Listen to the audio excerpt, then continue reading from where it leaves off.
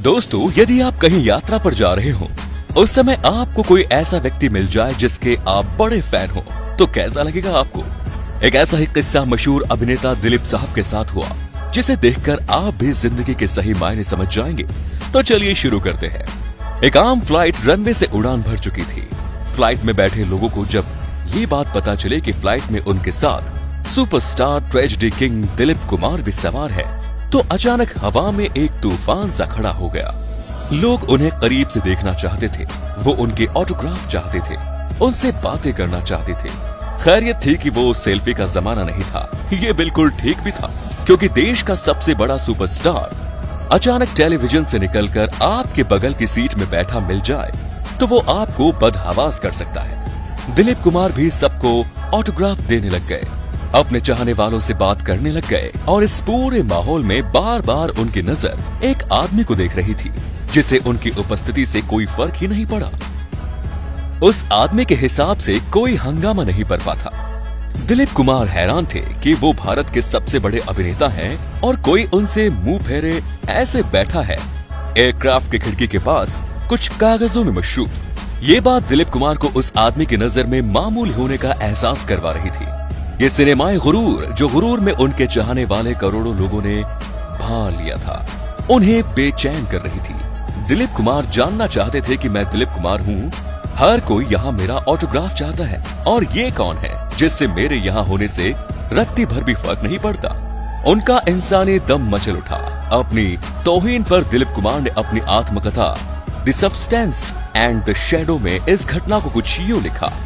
बात उन दिनों की है जब मैं अपने करियर के शिखर पर था। लगभग पूरा भारत मेरी शक्ल से वाकिफ था।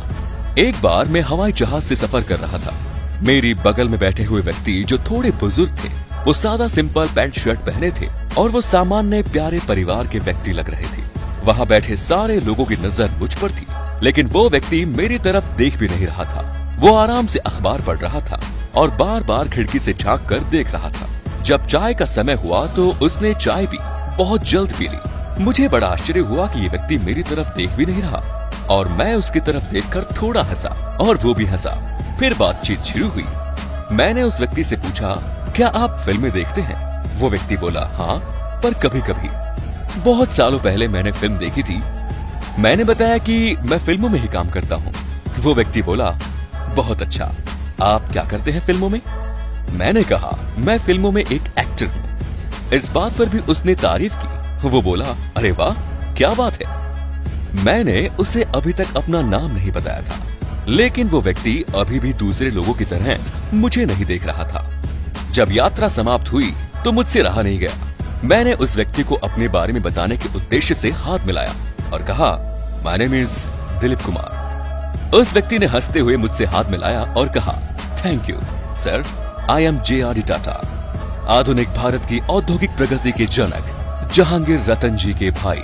टाटा वही इंसान जिसने भारत में इस्पात, होटल इंजीनियर और दूसरे उद्योगों को नई बुलंदियों पर पहुंचाया। जे.आर.डी. टाटा का जन्म 29 जुलाई 1904 में पेरिस में हुआ।